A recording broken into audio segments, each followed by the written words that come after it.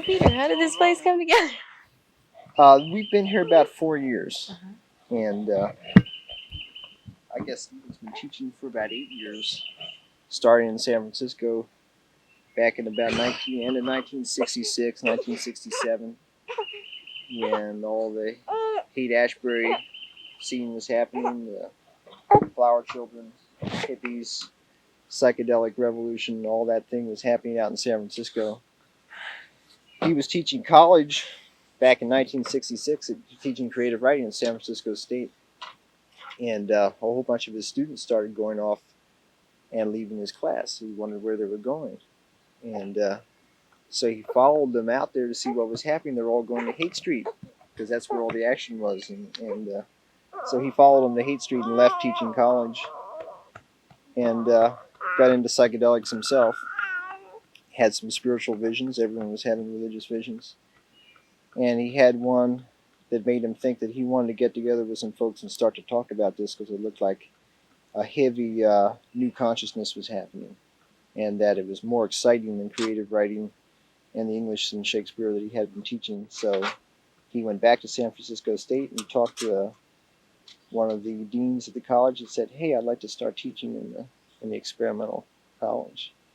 And just looked him in the eyes, and that cat looked back at him in the eyes and says, "Sure, you can go ahead and teach in my college."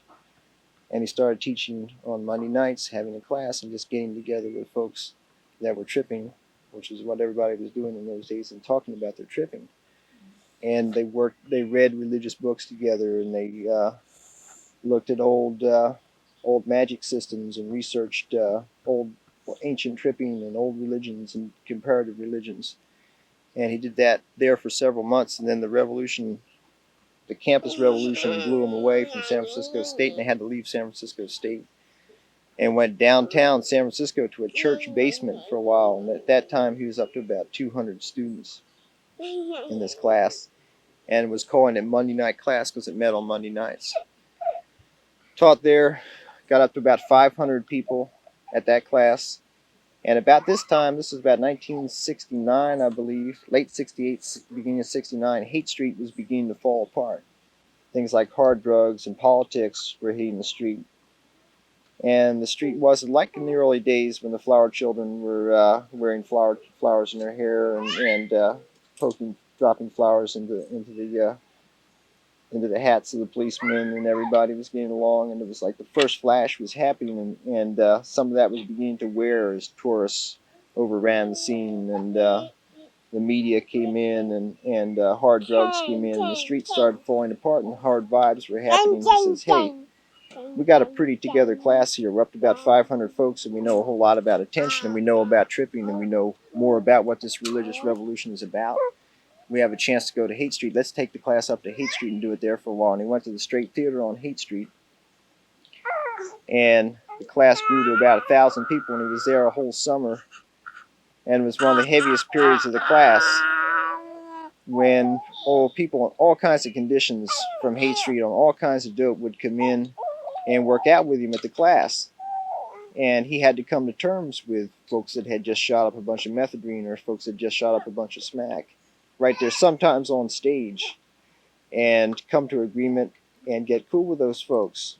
And very heavy period. We learned a lot about different kinds of dope, just seeing actual live action of folks tripping on different kinds of dope so we could see what that was. Very educational period. And then that theater got shut down, and he had a chance to go to the Family Dog Ballroom out toward the ocean on Highway 1. And it grew to 2,000 people, still meeting on Monday nights. And this was a rock hall, Family Dog Ballroom, and they started getting more people on Monday nights than the rock concerts were getting on the weekends. With Stephen talking unamplified, no microphone, just talking, taking questions, talking about what was going on, making the agreements that this farm here is founded on. So actually, first, we didn't start out to be a church, but became a church over 4 years of this class that Stephen was having, because we agreed on the basic principles that we all learned from tripping. And that was when we learned that we're all one, and that life is really a spiritual trip, and that God is real, and that truth is the heaviest psychedelic of all time and will always get you high, and that we needed to do something real. If we weren't going to lose this that was happening, we should do something real. We wanted to live together. We'd spent a lot of time together. We tripped a lot together and discovered some things. And it felt like this was something that was going to influence generations and generations and generations. And we didn't want it to disperse. And about that time, Stephen started getting invitations from other parts of the country to come out and talk. People were interested in the happenings in San Francisco. What was this that was going on that they were seeing on television? It was starting to happen in Detroit, Baltimore, Kansas City, Washington, D.C. And people says, hey, could you come to our town and talk about it? Because it looks like you got a good point of view on it, a good perspective and a sane idea of what it's happening. So at that time, Stephen was living in a school bus with his family, and a lot of his students were living in school buses. And the caravan grew. And by the time he was ready to go on this tour, there were about 30 or 40 school buses and assorted other kinds of trucks, all decked out, painted up pretty, and fixed up to live in, and a whole bunch of families. And they says, mind if we come along with us? He says, sure, come along, make your own way. I'm going to go out on this tour. You want to come along, that'd be fine. And that was the birth of the caravan, which took out from San Francisco, went up north and circled the country, and there must have been about 40 speaking engagements. College campuses, churches, town meeting halls. And Stephen went out and just talked about the same things that he had been talking about in San Francisco. And that right at that period, about 1970, fall of 1970, the college campus revolution was peaking. And students freaking out, a lot of rioting and that kind of thing. One of the heaviest things, the main things that Stephen talked about as he went around the country was, hey, look, if we're going to do anything that's going to last, it's got to be peaceful. We can't put all of our parents uptight. We can't tear this thing down, but we can change people's hearts and minds. And he talked about that. Like that, he says that's what the psychedelic revolution is about. Like it's really a spiritual thing. I'd like to talk about spirit, but first we got to become peaceful. If we really want peace, and the Vietnamese thing, the Vietnam thing was heavy in those days. He says, if we really want peace, we got to learn to be peaceful. Got back to San Francisco on the end of that tour, and that tour had brought us together, and it was the first time most of us had ever done anything heavier than a college term paper. And had to keep these old clunker buses together all around the country. And by the time we got back to San Francisco, we were a community. Had transformed into a community, but we're still on the road. And got back to San Francisco, and Stephen says, hey, how about we plant this community somewhere, get us some land, and start doing some of the things we've been talking about as we've gone around the country. Do some farming, do something real, go out and learn some trades, and start building homes for our kids. So just almost off the wall, he says, how about Tennessee? Because when we come around on the tour and went through Tennessee, we had noticed good communication with Southern folks. Less jaded and complicated than the eastern and western seacoasts were in the big cities and urban centers. But down south there was a little more room to talk about spirit and religion. And it was the center of the country, and Nashville was a heavy media town, which Stephen felt like would be a good amplifier for what he was trying to say. So we just headed for Tennessee. That was about early spring 1971. Maybe 200 people and maybe 60 school buses, a bunch of trucks. And just caravanned across the country, having babies along the way, learning how to do that real good, having to make friends with all the cops at all the state lines as we went across, and got to Tennessee. And before we got across the border in Tennessee and Arkansas, we were met by television where they says, hey, we got this outrageous thing coming across the border. They're heading for Tennessee, looking for a farm. We don't know where they're going to land. But they're coming. Just keep tuned into the station. We'll let you know where they land. Came in and hit a park in Nashville. And we had made friends on the caravan with some of the Army Corps of Engineers who have a park up in Nashville. And they let us park in their park where campers park in the summertime. This was in the spring of 1971. And we went out and started looking for land, just on a big land hunt. Most folks we talked to was... some folks thought we was rich and doubled the price when they saw us coming. Other folks thought, wow, we just can't have a bunch of long hairs in this neighborhood. We've never had such a thing before. And spent some months trying to find land without being able to connect. And then ran into somebody in a little store in Nashville who says, oh, you from the caravan? my mother saw you on television and says maybe you could stay on her piece of land down in Lewis County, Tennessee, where she's got a piece of land, not much to farm, but it's a piece that's been in our family, and you could just hang out on this piece of land until you find a place and just rest off the highway. We came down to Lewis County, and when we came in, they were saying on the media, hey, they're coming to Lewis County. We don't know if they found a piece of land. We came in and we says, don't worry about a thing. We're only passing through. We're going to stop here for a little while and rest while we go on and look for land. Came in down this piece of land and landed, and not with the intention of staying there for long. We just landed there to rest a little bit and set up a little gate and started letting the neighbors come in to meet us and get to know what we were doing. And we had about 5 acres of tillable land, which we just started to farm. We had 1 tractor and 2 horses, and we just got out there in the dirt, and we didn't know anything about farming. We didn't know anything about building a town. Very few trades. We was all ex-English majors, college dropouts, high school students, grown up in urban and suburbia environments. But we were serious about farming and wanting to do this community, and the neighbors saw that we were serious and saw that they didn't have to be afraid of us. And we made friends with a whole bunch of folks who are still our close friends and good neighbors right now. And after we made a number of friends with the neighbors, this piece of land turned up, which we're sitting on right now, right around the corner. A fellow that had seen us on TV and felt like he wouldn't mind selling this piece of land to us, sold us this land, and we paid $70 an acre for just a real beautiful piece of land, which is way back up here in the woods, down off the end of nowhere near any main highways, and just perfect for what we were looking for. It just turned up after we had made friends with the neighbors, and they weren't freaked out about us being here anymore. So that's how come we landed here, and that was 4 years ago. And since then we bought another. That was 1,000 acres that we bought, and we bought another 750. So we've got 1,750 acres here, and about 750 people after 4 years, and other satellite pieces of land around here that we're farming. So that we're all told farming about 800 acres this year, including some land down in Homestead, Florida, which is real fertile vegetable land down in the southern tip of Florida.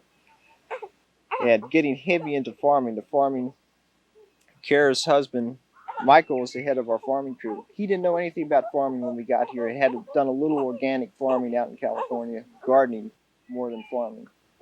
And now is the head of our entire farming crew of maybe how many men?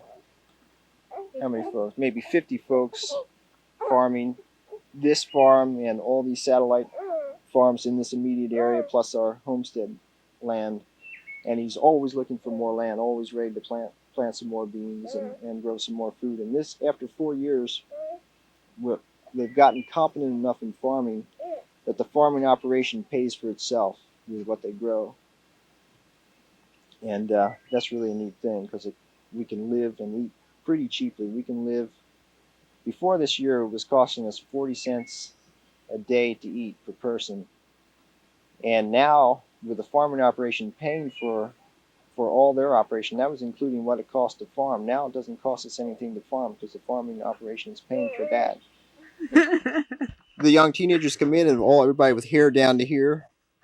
And lately I ask, hey, do you guys remember Haight Street? They remember like I remember Pearl Harbor, way back in the distance of the last Depression. And we talk about it. I say, wow, that must have been far out. And they say, well, that's how come your hair's down below your shoulders, man. You might not realize it. But they're already a psychedelic consciousness. Right. Whether they have done any psychedelics or not. There was so much taken that everybody is already tripping. It doesn't matter anymore. It's just a matter of getting it together now. Mm-hmm. Here we are. Mm-hmm. So Stephen can get out with giant amps and PA system and a real heavy rock band. And the band can blow, and then Stephen can come out and say, along with the music, we have a word from our sponsor, God. Hello. And talk and take questions and talk about the farm and say, hey, you can do a real thing. The real thing is happening, Mm-hmm. That some beatniks got together here, and they've got 750 people, and they've got all this land, and they're growing food, and we're able to feed other people besides ourselves and do something real and get along with our neighbors and our parents.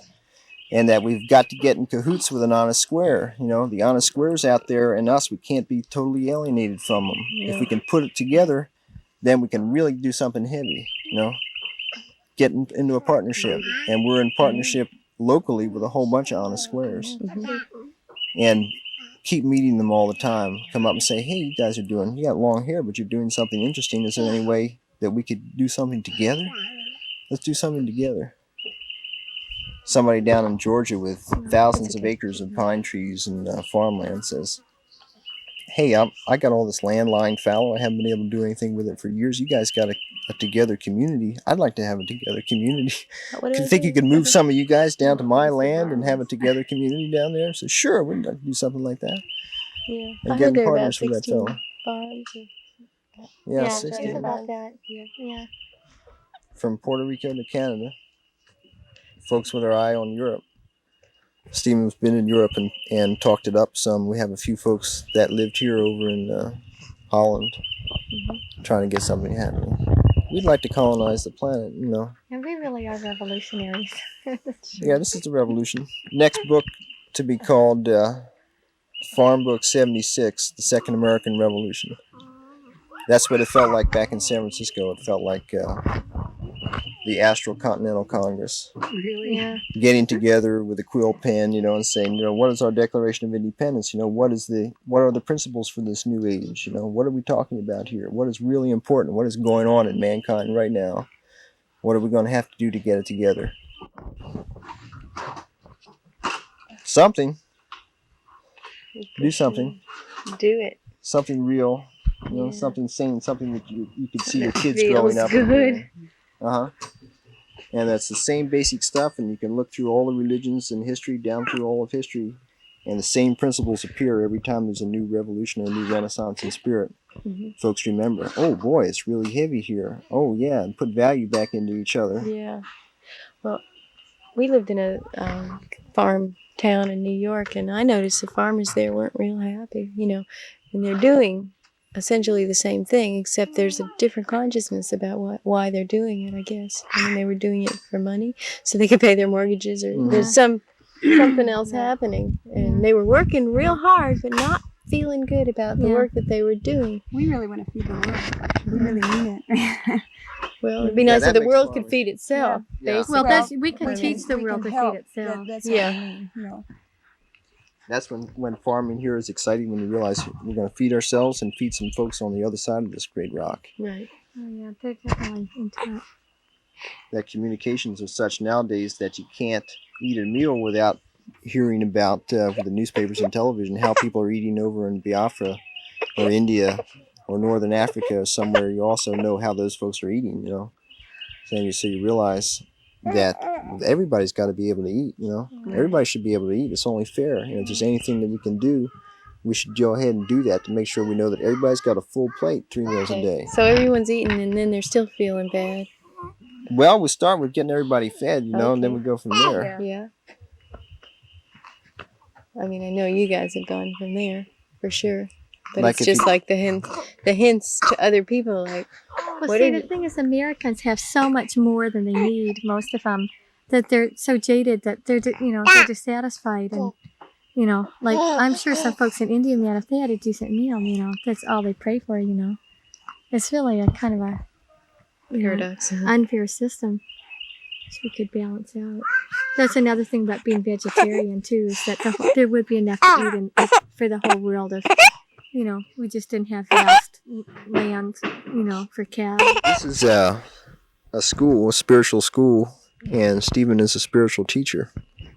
So that everybody who comes here wants to study with him and makes an agreement with him to do that when they come to the gate. So if somebody comes to the gate thinking perhaps they want to live here and come in, sign on at the gate. The gate's a big part of our action. We get a lot of visitors. We had close to 15,000 visitors last year. We're going to have more than that this year. So some folks come to visit and have a look. Some folks come thinking they want to live here. Some folks come to look and then decide they'd like to live here.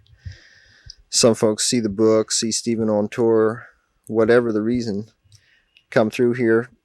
We invite them to come in and live with us in our visitors' quarters or live with our families here on the farm for a little while. Work with us, eat with us, just live with us for a couple of days and get a better look at it. And so they can better make up their minds. If somebody is really serious and really wants to do this thing, we can take them on as a soaker, what we call a soaker, and you come in and you're visiting for a while, then you can soak for a while and just live with us and do it day by day. Soak it up and just living with the people. And then Stephen has meetings on occasion, soakers meetings, at the gate where all his folks have a chance to talk to him, and he can go around and have a little peyote meeting without peyote, but just talk to the folks and find out what they're doing, why they want to live here, what's going on.